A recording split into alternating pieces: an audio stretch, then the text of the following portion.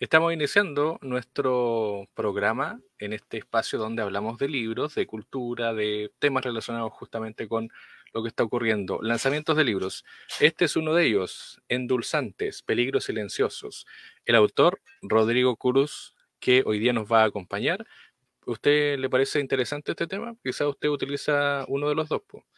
Azúcar puede ser, endulzante, algún otro producto relacionado. Bueno, de eso vamos a hablar hoy día con Rodrigo Cruz, que está junto a nosotros. Ustedes ya lo ven en pantalla o lo van a escuchar.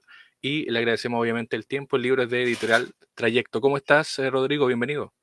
Hola, hola, ¿qué tal? Muchas gracias por la invitación. Bueno, al inicio siempre le comentamos, le pedimos a los autores, en este caso también te lo pedimos a ti, Rodrigo, que nos puedas comentar cómo fue la fase previa del libro, cómo llegaste finalmente a idear la idea de publicar este libro y por qué el tema en específico. Perfecto, sí, mira, hay un tema que está pasando, que estamos viendo hoy en día dentro de la especialidad mía, que es gastroenterología, que es el aumento en la incidencia, es decir, los casos nuevos de cáncer de colon en particular, ¿cierto?, en personas jóvenes. Personas jóvenes, estamos hablando de 35, 45 años, situación que antiguamente no lo veíamos así, ¿ya? De hecho, las guías clínicas recomiendan el procedimiento que es la colonoscopia, ¿cierto? Que es revisar el colon por dentro después de los 50 años, porque en esa fecha, aproximadamente en esa edad, donde se empiezan a encontrar algunas lesiones, pólipos o pelotitas, ¿cierto? Dentro del colon que a futuro se transforman en cáncer. Pero lo llamativo es que últimamente, hace 5 o 6 años, se está viendo un aumento en los casos de cáncer en personas jóvenes, y cáncer que son localmente avanzados, o sea, no es un cáncer inicial, digamos, ¿no? Así que eso llama mucho la atención. Y una de las cosas que se ha postulado como hipótesis, ¿cierto? O teorías, digamos, de que podrían intentar explicar este aumento. A propósito, hay una alerta a nivel mundial, o sea, no algo que está pasando en Chile, sino que a nivel mundial se está viendo, y la OMS, la Organización Mundial de la Salud, también señala de que efectivamente hay un aumento en gran parte del mundo, en particular países que son occidentales, digamos, países bueno, lo voy a explicar ahí, en particular el tema de la alimentación. Entonces, una de las hipótesis y teoría es la mala alimentación, ¿de acuerdo? La alimentación industrializada, la alimentación occidentalizada, que se llama, en comparación a la dieta, que es una dieta mala, ¿cierto? En comparación a la dieta buena, que es la dieta mediterránea. La alimentación industrializada o occidentalizada es una alimentación rica en aditivos alimentarios artificiales, ¿ya? De fácil acceso, barato, ¿cierto? Con exceso de carne roja, carnes con grasa saturada, ¿cierto? Y en particular aditivos alimentarios, dentro de los cuales están los endulzantes artificiales, ¿ya? Es entendible que con el advenimiento, ¿cierto? Con la llegada, ¿cierto?, de las enfermedades metabólicas, el sobrepeso, la obesidad, diabetes, ¿cierto?, es una enfermedad asociada, fue necesario cambiar endulzantes, ¿cierto?, calóricos, o sea, que generan cierto sobrepeso, obesidad, por no calóricos. Entonces de ahí partió la idea, ¿cierto?, el laboratorio. Esto viene hace mucho tiempo, ¿no? Los endulzantes son de mucho tiempo, digamos, más de 10 años, ¿ya? En particular hay un endulzante que yo hablo en el libro, ¿ya? Que se relaciona a... ¿Aló? ¿Se cortó? Ahí, Sí, se no, había cortado. te Ah, estamos ya, aquí escuchando bien, sin no problema. te había visto en la imagen. Entonces, en particular uno de los endulzantes que fue creado por el año 1980 aproximadamente, que es la sucralosa, ¿ya? Y que ha demostrado que altera, ¿cierto?, un ecosistema que es propio de los organismos, que es la flora intestinal, ¿de acuerdo? O la microbiota. Y si vamos más complejo el concepto, el microbioma, ¿ya? Después, si quieres, podemos conversar también de las diferencias. Entonces, esta mala alimentación lleva, con aditivos alimentarios artificiales, grasa saturada, carne roja, lleva a que se mueran esta flora intestinal sana, ¿ya? Eh, y ese daño que se produce de esta flora intestinal o microbiota sería como la hipótesis, ¿cierto? El origen de muchas enfermedades, no solamente el cáncer, sino que otra enfermedad autoinmune, por ejemplo. Incluso se están asociando a enfermedades degenerativas, neurodegenerativas, como Alzheimer, Parkinson, por ejemplo, etcétera. Así que nace la idea Bueno, a raíz de esto y de que empecé a ver que teníamos pacientes jóvenes, dije, hay que hacer algo, ¿no? Y una de las cosas que, bueno, primero estudié, digamos, aparte de gastroenterología, hice un magíster en coaching nutricional en España, y de ahí hice también, está en un proyecto, el proyecto de innovación, emprendimiento, que es Roca Vital, que es un centro clínico, eh, dije, de alguna forma hay que llegar a impactar a la gente, y la forma no es hacer un libro de medicina, ¿cierto? La forma es hacer un libro que tenga llegada a la gente para que vaya entendiendo el origen, digamos, de cómo estos aditivos alimentarios artificiales, incluyendo los endulzantes artificiales, pueden generar un impacto en la flora intestinal. Así que de ahí nace el libro, ¿eh? Y bueno, el libro, la verdad que el objetivo no es, como te comenté, un libro de medicina, sino que es un libro que la gente pudiese tener acceso y entender fácilmente. Hay conceptos que son un poco complejos, pero en el fondo era necesario explicarlos, y para eso coloqué pie de página donde se explican algunos conceptos biológicos, ¿cierto? Que es necesario que se pueda entender antes de entrar en materia, digamos, del libro, digamos. ¿Mm? Estamos hablando con Rodrigo Cruz, que es autor de este libro, Endulzantes, Peligros Silenciosos, de Editorial Trayecto. Vamos al contenido porque, bueno, son varios temas los que están contenidos en el libro, pero justamente la gente al ver dice, bueno, endulzantes, peligros silenciosos, bueno, ¿cómo eso? Si a mí siempre me recetan que cambie el azúcar por el endulzante, que lo elimine este tema que el azúcar me hace mal, que está en algunos productos, etcétera, etcétera. ¿Cuál es la importancia de uno y otro producto y cómo impactan en nuestro organismo, tanto el endulzante que se recomienda tanto, de cualquier marca, y la azúcar? ¿Cómo impactan esos dos productos en nuestro organismo diariamente con el consumo de cada uno de ellos? Perfecto. El endulzante, el azúcar en general, el azúcar blanca, ¿cierto? El azúcar de caña, es calórico, ¿no? ¿De acuerdo? Genera energía y por lo tanto promueve las enfermedades metabólicas como el sobrepeso, obesidad y las asociadas, diabetes. Entonces, en exceso, por supuesto, van a generar enfermedades metabólicas, ¿de acuerdo? Sobrepeso, obesidad y las enfermedades diabetes, las enfermedades asociadas a las enfermedades metabólicas. Entonces, por lo tanto, no es recomendable, ¿no? ¿De acuerdo? No es recomendable. Además que el exceso de azúcar eh, blanca, ¿cierto? Azúcar que es calórica, la azúcar refinada, ¿no? Que antiguamente se utilizaba en forma importante, ¿cierto? Eh, Puede también dañar la flora intestinal. Entonces, la OMS el año 2015 dijo en sus guías clínicas, dado que la pandemia de sobrepeso decía sigue aumentando y no podemos controlarla, tenemos que tratar de que endulzar de otra forma.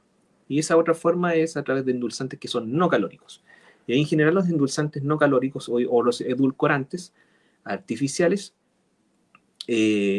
son no calóricos, y algunos, no todos, ¿cierto? Tienen un impacto en la flora intestinal, ¿ya?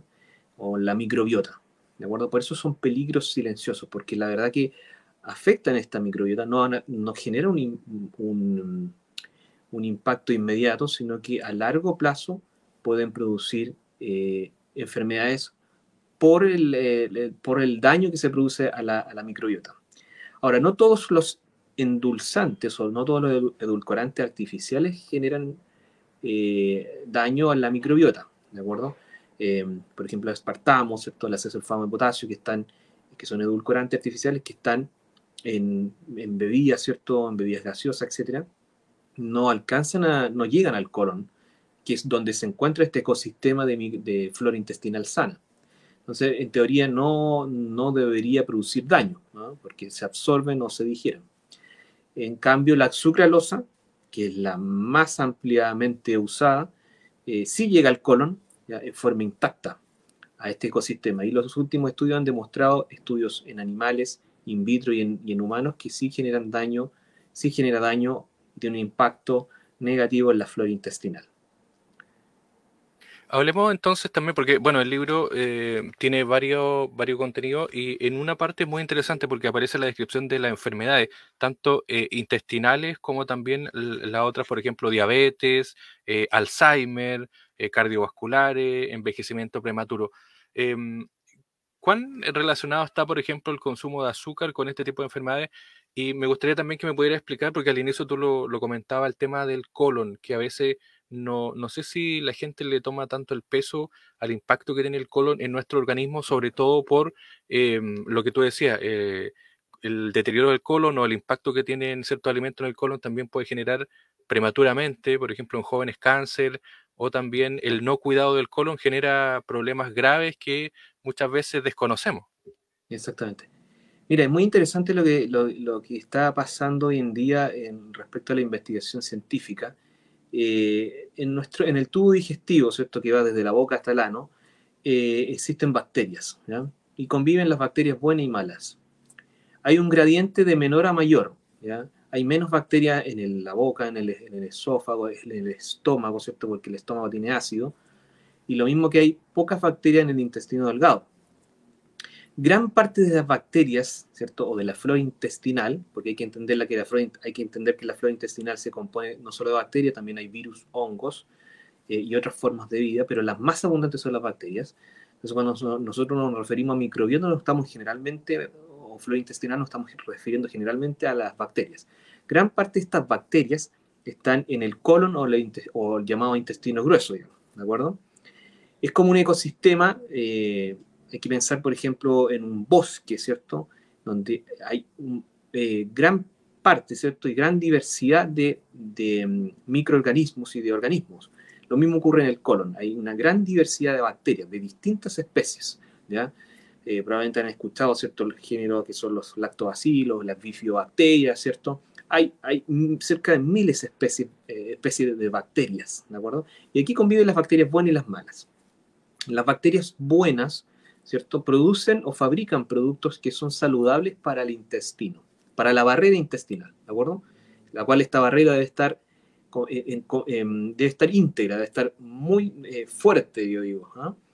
Para que no pasen sustancias tóxicas a la sangre, ¿no? Y esos productos protegen esa barrera intestinal, eso lo hacen las bacterias buenas. Y al contrario, las bacterias malas, ¿cierto? Producen o fabrican productos que son malos, digamos, para esta barrera intestinal. ¿Quién nutre, digamos, qué es lo que mejora, ¿cierto? Las bacterias buenas versus las malas? Es la alimentación saludable. Se ha visto que la alimentación no saludable, una dieta no saludable, rica en carnes rojas, alimentación ultraprocesada en general, aditivos alimentarios, dentro de los cuales está, por ejemplo, la sucralosa, puede generar daño de las bacterias buenas.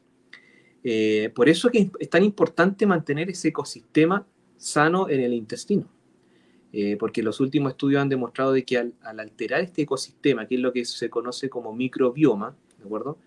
Que no es más que los microorganismos más los productos que fabrican y sus genes también, cuando se altera este ecosistema del microbioma, por esta alimentación no saludable, sería la explicación de por qué se daña este intestino sano, se genera un intestino enfermo y de ahí aparece la enfermedad. ¿Mm? Hablemos también de alguna enfermedad a propósito del libro, del que estamos compartiendo, Endulzantes, Peligros Silenciosos. Y en portada, claro, aparecen el nombre de varias enfermedades. Sobre todo me interesa que me puedas comentar el tema del impacto que tiene en el cáncer y en el Alzheimer, que son dos temas muy interesantes porque, sobre todo el cáncer, no sé si se ha masificado tanto, pero es como una de las principales enfermedades en nuestro país y que además el problema es que afecta a todas las edades, es decir, es una enfermedad que lamentablemente tampoco, por así decirlo, tiene una cura específica, es decir, tiene tratamiento, pero no es una cura específica. ¿Cómo podemos relacionar los endulzantes o el azúcar también con estas dos enfermedades, Alzheimer y el cáncer? Mira, el concepto principal que yo expongo en el libro es lo que se conoce como intestino enfermo, ¿de acuerdo? Hablemos de un intestino que es sano. Un intestino que es sano tiene una barrera intestinal en óptimas condiciones. Impide el paso de sustancias tóxicas desde el lumen intestinal a la sangre y deja pasar los nutrientes que son necesarios. Y aparte, este intestino sano tiene un microbioma sano, digamos, bacterias buenas. Entonces conviven ambos escenarios en forma óptima, digamos, ¿no? El intestino enfermo, al contrario, tiene una barrera dañada, abierta, entonces por lo tanto permean estas sustancias tóxicas del lumen a la sangre y tiene un microbioma no sano, es decir, tienen bacterias malas porque no fabrican productos que protegen a la barrera. Lo que se ha visto en los últimos estudios y lo que expongo en el libro es que el paso de estas sustancias tóxicas, dentro de las cuales incluso están componentes de estas mismas bacterias que pueden pasar a la sangre, y generan un concepto que se llama inflamación sistémica, que es como decirte estar en constante estado febril, ¿no? Pero sin poder consignar o sin poder sentirse con fiebre, ¿entiendes? Y este estado de inflamación sistémica o estado febril constante, a largo plazo, explicaría, ¿cierto?, gran parte de las enfermedades, dentro de las cuales, por ejemplo, diabetes, ¿no? Porque este estado de inflamación va dañando también el páncreas, eh, y también explicaría también el paso de estas sustancias, el envejecimiento prematuro también y la demencia de Alzheimer, ¿ah? Y lo mismo ocurre con el cáncer. Estas sustancias tóxicas dañarían también, generarían inflamación en el intestino localmente, y eso sería como una de las explicaciones o hipótesis que cada vez toma más fuerza en los estudios científicos, que dice que sería el origen, digamos, entre otras teorías, por supuesto, del cáncer. Hay que pensar que el cáncer también tiene un componente genético, ¿ya?, en personas que son genéticamente predispuestas, ¿no? Por ejemplo, la enfermedad celíaca, ¿cierto? Las alergias alimentarias se relacionan al daño de esta barrera intestinal, o intestino enfermo, o llamado también intestino permeable. Es normal que exista normal que exista un filtro, digamos, pero cuando esta barrera está alterada, ¿cierto?, y permean esta sustancia, lo que se conoce como intestino enfermo o permeable, eh, se relaciona al aumento también de estas enfermedades como enfermedad celíaca, alergia alimentaria y enfermedades inflamatorias intestinales como colitis ulcerosa, enfermedad de Crohn. ¿Cómo puede alguien que nos está escuchando, nos está viendo, por ejemplo, cuidar la salud de su intestino? Que algo, tú lo has dicho, es algo fundamental para tener una buena salud, entre comillas. Em, Porque hoy día estamos llenos de químicos, estamos llenos también de comida chatarra, o la misma comida que uno trata, por así decirlo, de medir, la cantidad de calorías que uno, las mismas dietas saludables que se venden Mm. como saludables. ¿Cómo podríamos cuidarlo más allá de solamente cambiar la dieta? ¿Es elegir ciertos productos? ¿Es cambiar totalmente la dieta? ¿Es cierta cantidad a la semana comer ciertos productos, eliminar otros? ¿Cómo uno podría a mediano y largo plazo ir cuidando su intestino para que finalmente estas enfermedades vayan alejándose, porque están relacionadas finalmente con eso? Sí, esa es una muy buena pregunta, porque existen algunos pilares que pueden ayudar como al microbioma. Lo que nosotros necesitamos es cuidar nuestro microbioma, ¿no?, este ecosistema, ¿ya? Hay un reportaje muy bueno que salió en Netflix, ¿ah?, acerca del intestino, ¿ah?, cómo cuidar tu intestino. Así que a los televidentes, ¿cierto?, les sugiero verlo, ¿no? No sé cómo se dice televidente, pero Usuario puede ser. a los usuarios, claro. Es muy, muy interesante. Y entonces tenemos que cuidar este ecosistema, este microbioma. ¿Cómo lo hacemos principalmente? El pilar fundamental es la dieta saludable, ¿ya? ¿Qué es lo que yo recomiendo?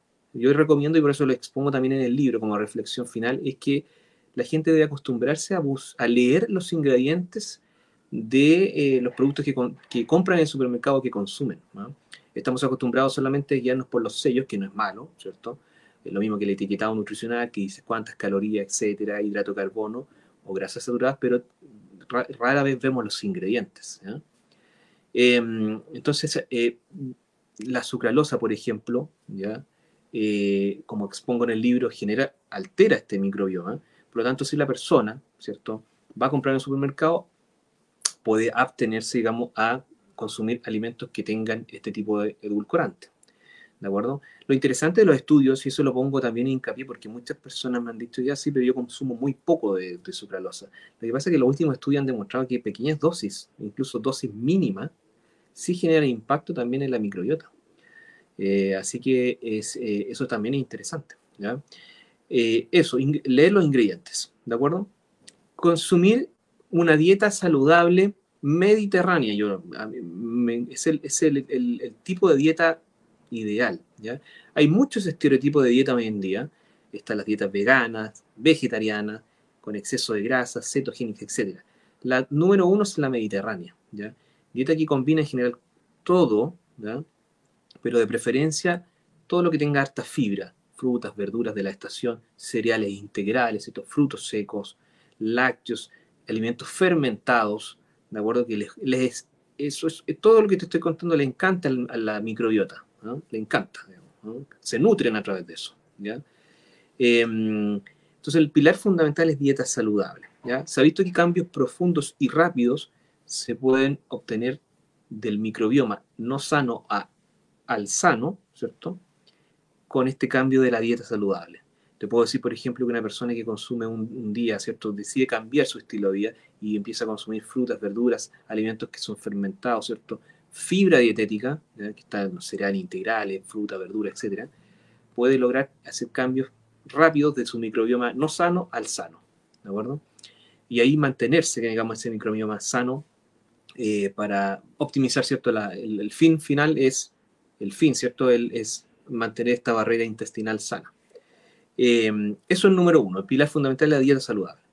Lo segundo, hay estudios que han demostrado también que el ejercicio físico es muy bueno para la microbiota, pero el ejercicio moderado, porque el ejercicio intenso también daña este ecosistema, ¿no? Si tiene que ser un ejercicio moderado y de recomendación 30 minutos diarios, ¿cierto? Por 5 días, combinar ejercicios aeróbicos, ¿cierto? Con ejercicios anaeróbicos de potencia, de pesas, puede ser. Eso es como lo mejor, ¿de acuerdo? Lo tercero es la mente sana, ¿eh? Se ha visto que el estrés agudo y crónico, en estudios, ¿eh? Estudios han demostrado de que estas hormonas del estrés, las catecolaminas o el cortisol, afectan la microbiota o el ecosistema. Así que lo ideal es la mente sana. Entonces, por ejemplo, dentro de nuestro centro clínico, que es Roca Vital, nosotros impulsamos eh, esos tres pilares fundamentales: mente sana, ejercicio, pero el principal es la dieta saludable, ¿de acuerdo? Eh, Ahora tú me podrías también preguntar qué relación hay con los probióticos, ¿cierto? Y qué es mejor, probiótico o prebiótico.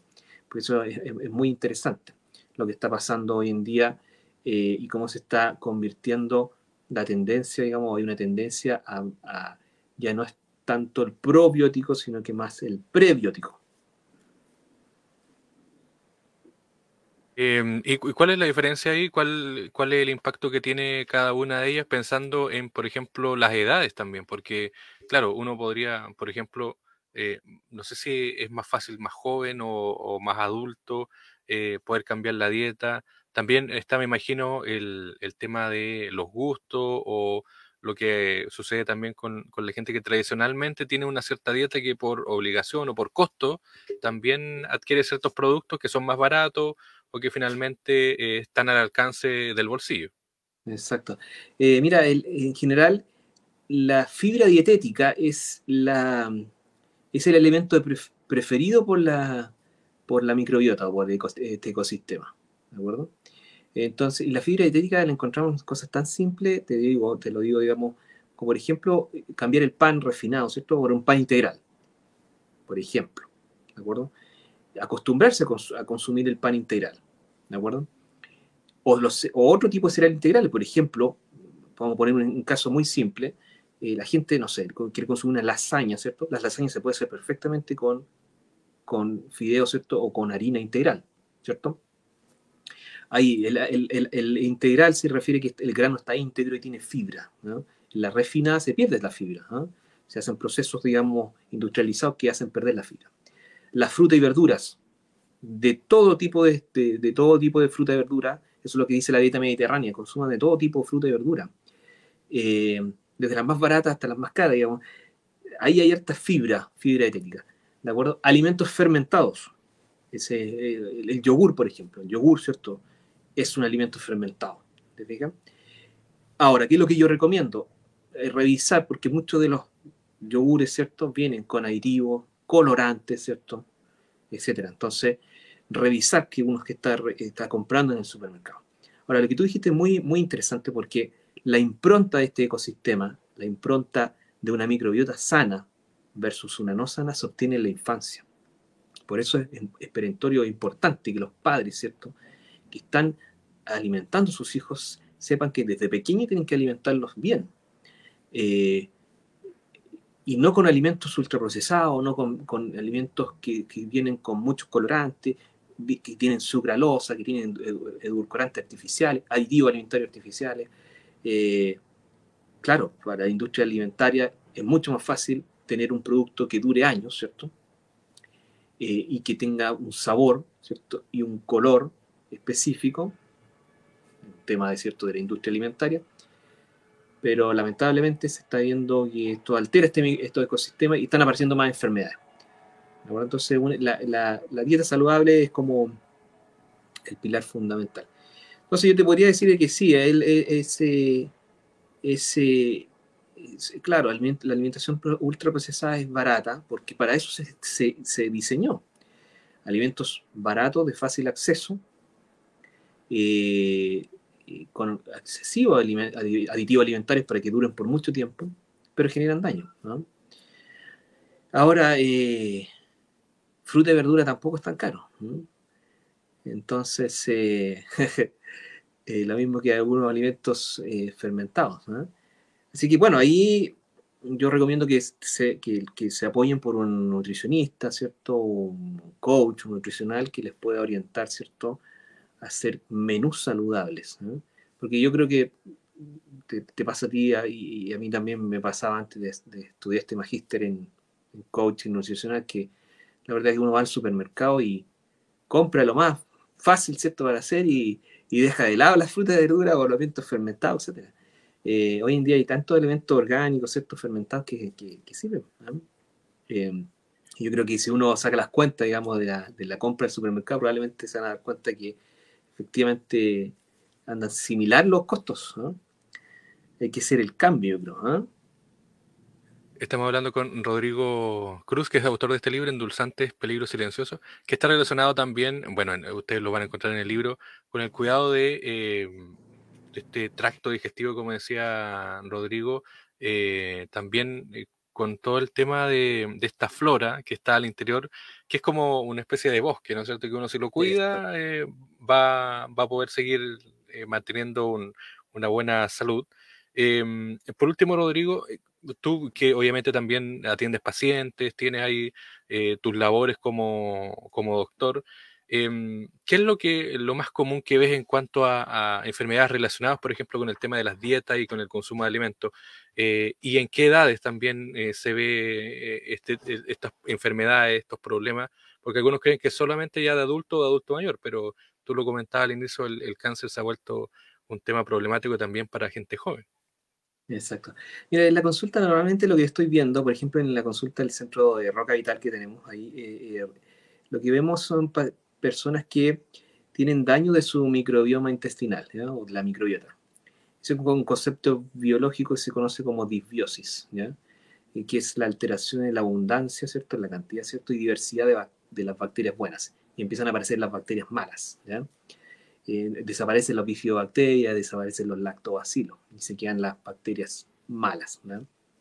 Entonces, bueno, uno por una dieta no saludable, lo que yo he visto, ¿cierto?, es que muchas de estas personas que han desarrollado algunas enfermedades inflamatorias intestinales, colitis ulcerosa, enfermedad de Crohn, o otras enfermedades, eh, tienen una dieta no saludable en la juventud, ¿no? Y tú les preguntas cómo te alimentaste cuando eras joven, no, muy mal, con mucha comida chatarra, ultra procesada, etcétera. Entonces ahí hay un clic, digamos, ¿no?, cuando uno hace esta investigación en la historia clínica, ¿ya? Eh, y por otro lado, bueno, es la forma como he visto. Y lo otro que son pacientes que han usado, por ejemplo, antibióticos, ¿ya? Los antibióticos, bueno, siempre es necesario a veces usar un antibiótico, por ejemplo, una infección pulmonar o se tiene que usar, digamos, ¿no? Pero he tenido pacientes que se tratan de algunas infecciones graves, ¿cierto? Y llegan después de esto con una disbiosis, ¿no? Una alteración de la abundancia y diversidad de la flora, porque estos antibióticos, aparte de matar la bacteria mala, ¿cierto? Matan las bacterias buenas. El problema es que después de eso no hay nadie que la ayude, ¿cierto? Y siguen con este ecosistema dañado. Entonces ahí nosotros tomamos al paciente, ¿cierto? Y lo que hacemos es un programa, ¿cierto? Primero, como te lo explicaba, de dieta saludable, ¿cierto? Prebiótica, ¿no? Una dieta prebiótica. Damos también probióticos, ¿cierto? Y bueno, también tenemos apoyo ahí con nutricionistas, ¿cierto? Y con apoyos también tenemos algunas alianzas con lo que este concepto de mente sana también y del ejercicio físico. Bueno, y comentarte que la diferencia entre prebiótico y probiótico, probablemente ahí la gente... hay 4 conceptos. Uno, el prebiótico, probiótico, simbióticos y los postbióticos.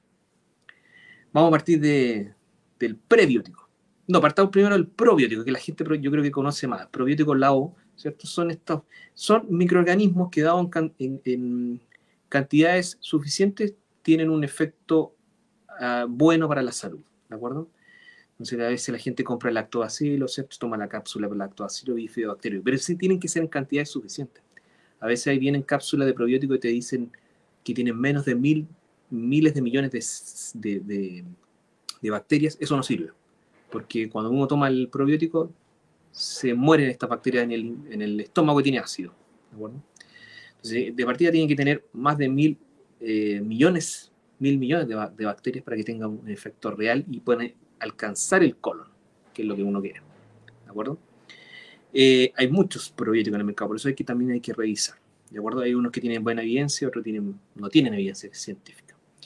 El prebiótico, con E, es el alimento que necesita la bacteria, ¿cierto?, para poder crecer y desarrollarse.